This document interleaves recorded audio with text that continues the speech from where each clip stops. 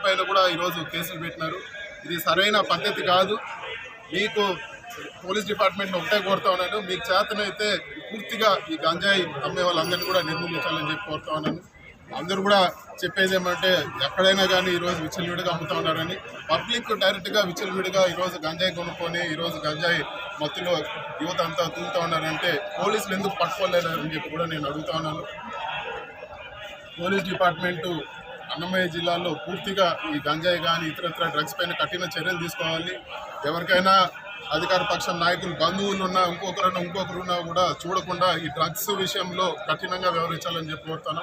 అదేవిధంగా ఈ కేసులు ఏదైతే పార్టీలకు అతీతంగా అందరూ కూడా వీధుల్లోకి వచ్చి చేశారు, కామన్ పబ్లిక్ పైన లేకపోతే ఒక సోషల్ కాజ్ కోసం ఎవరైతే ప్రొటెస్ట్ చేసినారో, ప్రొటెస్ట్ అనేది ఒక డెమోక్రటిక్ ప్రాసెస్, దానిపైన కేసులు పెట్టడం దారుణము. మేము ఈ లీగల్గా ఈ కేసులన్నిటిపైన కూడా ఫైట్ చేస్తాము.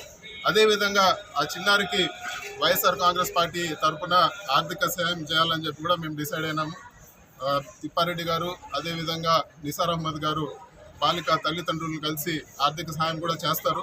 అదేవిధంగా అందరూ ఫోన్లు చేశారు బాలికకి, అందరూ కూడా మేము అండగా ఉంటారని, కానీ ఇప్పుడు వరకు ₹1 కూడా ఆర్థిక సాయం ఇవ్వలేదు. 25 లక్షల రూపాయలు తక్షణమే వాళ్ళ కుటుంబానికి ఆర్థిక సాయం చేయాలని చెప్పి కూడా మేము డిమాండ్ చేస్తూ ఉన్నాము.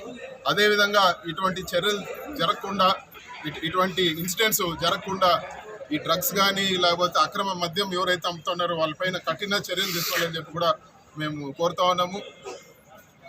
ఇది రాజకీయాలకు అతీతంగా ఫైట్ చేయాల్సిన విషయము. డ్రగ్స్ అనేది పిల్లల భవిష్యత్తు పోతుంది. ఒకసారి డ్రగ్స్కి అలవాటు పడితే వాళ్ళ భవిష్యత్తు పూర్తిగా అన్యాయమయ్యే పరిస్థితి ఉంటుంది. ఎటువంటి పరిస్థితుల్లో ఈ డ్రగ్స్ వ్యాపారస్తుల్ని ఉపేక్షించకూడదని చెప్పి కూడా ఈరోజు నేను కోరుతా ఉన్నాను. అదేవిధంగా ఈ బాలిక తల్లిదండ్రులకు తక్షణమే సాయం చేయాలి. ఇక్కడ ఏమీ జరగకుండానే హెలికాప్టర్లు వేసుకొని వచ్చి ఏదో జరిగిందని చెప్పి ఒక అద్భుత కల్పన చేశారు. ఇంత ఇన్సిడెంట్ జరిగితే ఈరోజు ఎవరు వచ్చారు ఇక్కడికి?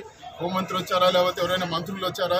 ఇంత కేర్లెస్గా ఉండకూడదని చెప్పి కూడా మేము డిమాండ్ చేస్తాం. తక్షణమే వాళ్ళకి సాయం చేయాలని చెప్పి కూడా మేము డిమాండ్ చేస్తాం.